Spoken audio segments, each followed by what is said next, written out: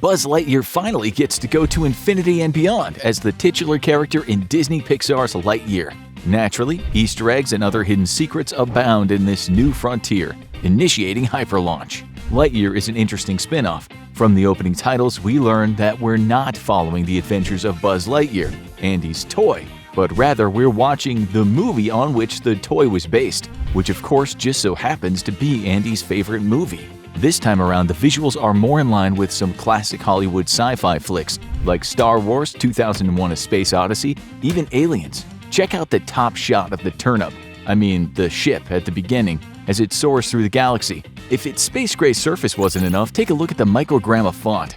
Both were made famous by the sci-fi TV and movie series Star Trek. The lettering reads SC-01TS. The S and C almost definitely stand for Star Command. The 01 probably makes this the first ship of its kind, but what do you think the TS stands for? Might be a fun little wink at Toy Story maybe.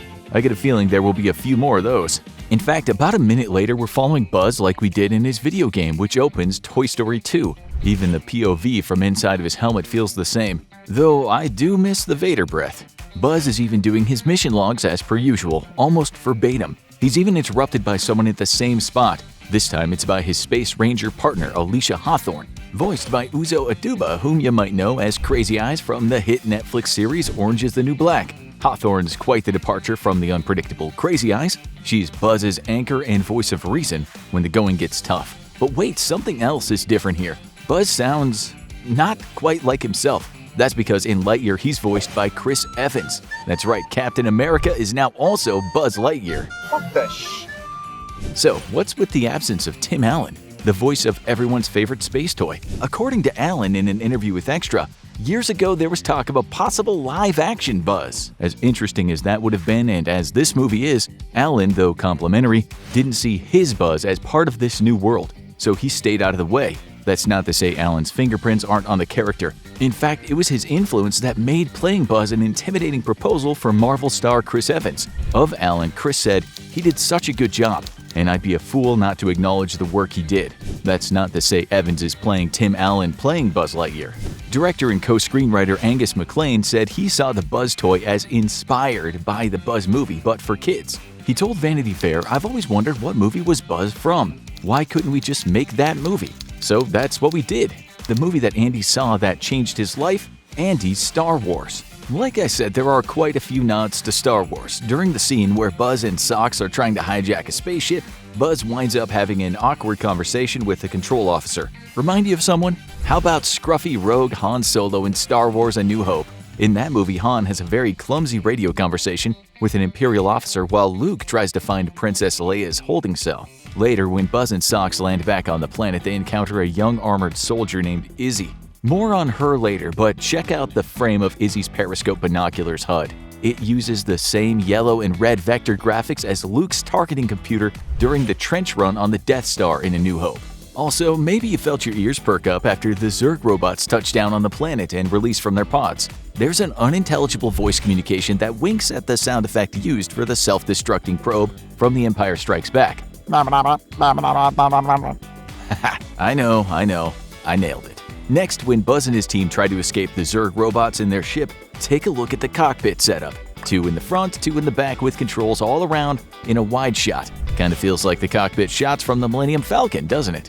While we've got everyone here, let's address this ragtag bunch, starting with the droid. Socks is voiced by Pixar Swiss Army Knife Peter Sohn. By Swiss Army Knife, I mean this guy can do pretty much anything. Check out his IMDb and see what I mean. The guy's worked in 9 different departments, including cinematography, animation, writing, and directing. Socks is a gift given to Buzz by his partner Alicia after his first Lightspeed mission fails. Socks is meant to be an emotional companion to Buzz to help him cope with the 4-year time dilation. But really, Socks becomes so much more, like Goose in Captain Marvel. Sure, both cat-like beings have the ability to regurgitate important resources when needed, but like Goose, there's more to Socks than meets the eye. Did you know that Socks is based on a scrapped character from an early treatment of Toy Story 3? The character was a cat sidekick called Comet, who helped the story's main baddie Dax Blastar. None of this sounds familiar, does it? That's because it was developed by a short-lived division of Disney Animation called Circle 7 Animation.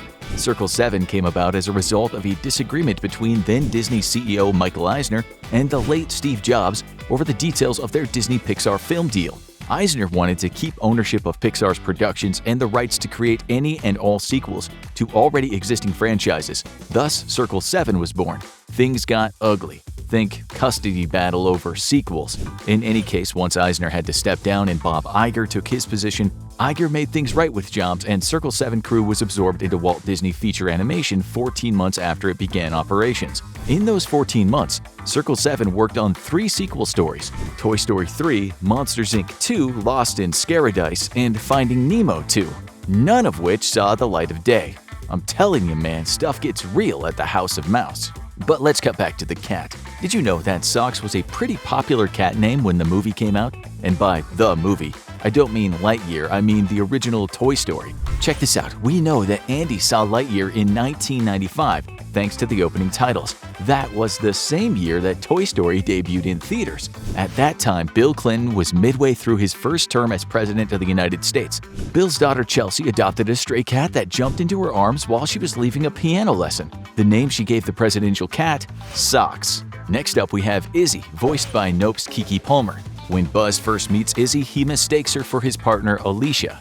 That's because he sees that the name badge on her armor reads Hawthorne. Turns out that Buzz has tampered so much with hyperspeed, he's jettisoned himself so far into the future that he's looking at his old partner's granddaughter. See anything else interesting about Izzy's armor? How about the 42 on her armor? That number is significant in 2 ways. First, the number should ring a bell to readers of sci-fi. In the series The Hitchhiker's Guide to the Galaxy, written by Douglas Adams, a giant supercomputer is asked the answer to the ultimate question of life, the universe, and everything, to which the computer replies, 42. As for sports fans and fans of the civil rights movement, the number takes on more powerful significance. The number 42 belonged to Brooklyn Dodger Jackie Robinson. Robinson was Rookie of the Year in 1947, a 6-time All-Star, National MVP in 1949, and took part in winning the 1955 World Series. As a player, he was no slouch, and he was inducted into the Baseball Hall of Fame in 1962. But he is also a civil rights icon for being the first African American to play in Major League Baseball. After his death, he was honored with the Congressional Gold Medal and the Presidential Medal of Freedom for his achievements on and off the field. After Izzy, we have Mo Morrison, played by another jack-of-all-trades, Taika Waititi. This is the actor, writer, producer, director's 3rd feature gig with Chris Evans. The two also worked on 2019's Avengers Endgame, as well as Free Guy in 2021. He also helmed Thor Ragnarok and won the Academy Award for Best Adapted Screenplay for another film he directed, Jojo Rabbit. The man knows what he's doing in front of and behind the camera. Unfortunately, his character, not so much. Mo means well, but he tends to come up short in his execution of, well, just about everything. Steele calls him a quitter. Before the group happened upon Buzz, they called themselves the Junior Patrol. When Mo found out he was signing up for something more serious than a weekend warrior workout situation, he was going to turn in his things. Still, he's packing heat in the form of Chekhov's gun. Doesn't look like much of a gun, does it? It's not. It's a pen. But that pen is also a plot device known as Chekhov's gun, a detail within a story that will be used in the story later. For example, if you see a gun sitting somewhere on a screen, the idea is that at some point it will be used. Many writers have since broken the rule of Chekhov's gun in order to throw off their audience, at which point Chekhov's gun becomes a MacGuffin.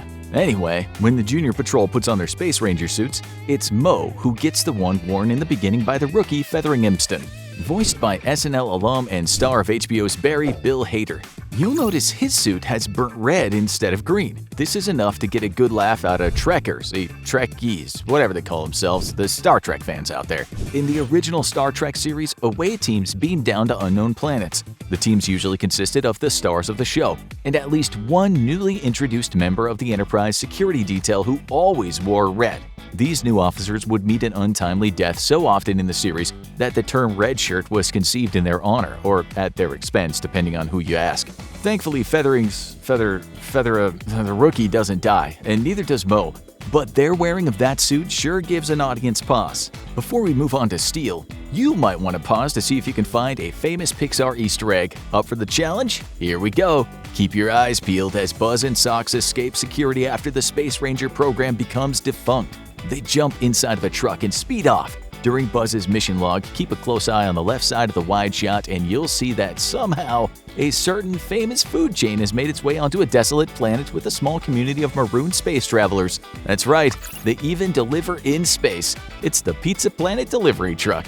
Well, turns out Buzz isn't the only one on the planet to attempt to steal a ship. Meet Darby Steele, voiced by another inmate from Orange is the New Black, Dale Souls. Darby is on parole and joined the Junior Patrol in hopes of shaving some time off her sentence. She's also pretty good at making things go boom. When being pursued by the Zerg robots, she even grabs a rocket launcher and says, "I'm gonna dance with Mr. Boom." Did you look at the model of the rocket launcher she grabs? MR8-00M. Mr. Boom, indeed. Here's another fun detail. Take a look at her Space Ranger suit. Her name badge reads Tempest. Did you know that Tempest was Buzz's original name? In test footage for the first Toy Story film back in 1992, a very early and very red Buzz model identifies himself to Woody as Tempest from Morph. Yeah, glad they didn't stick with that one.